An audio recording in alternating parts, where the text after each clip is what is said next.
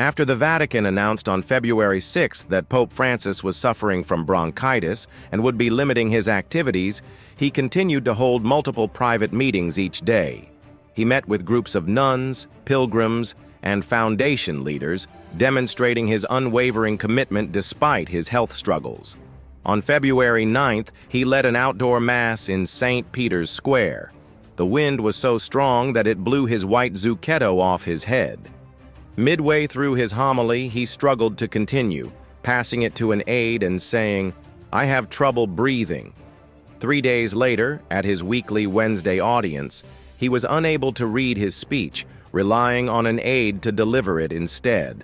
However, he still greeted numerous visitors, shaking hands and taking photos with Spanish pilgrims, military recruits from Milan, and nuns from Mother Teresa's order.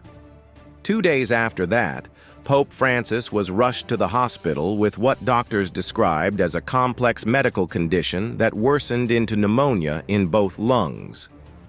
A Vatican statement later revealed that he had suffered a severe asthmatic respiratory crisis and was in critical condition.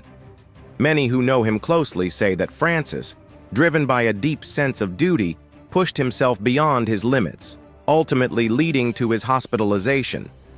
Despite his age and ongoing health issues, he maintained an exhausting schedule, especially after the start of the 2025 Jubilee, an important year of faith and renewal for Catholics that occurs once every 25 years.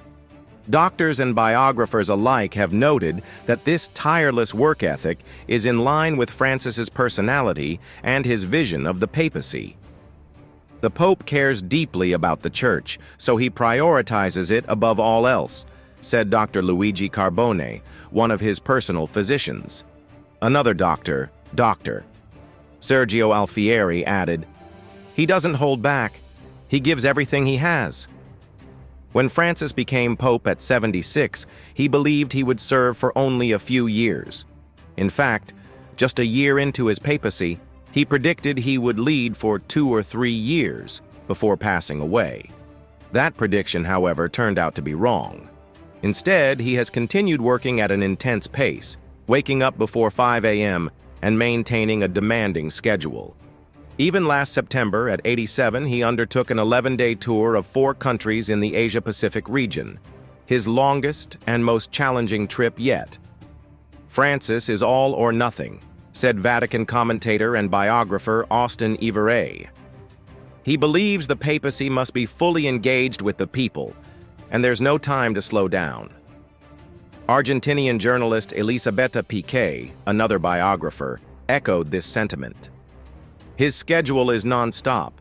He always says, "I'll rest in the next life." Francis's disciplined nature was shaped by his upbringing in a strict boarding school run by the Salesian order and later by the Jesuits, whom he joined in 1958. Biographer Fabio Marchese Ragona noted that the Pope once told him, "I joined the Jesuits above all for the discipline."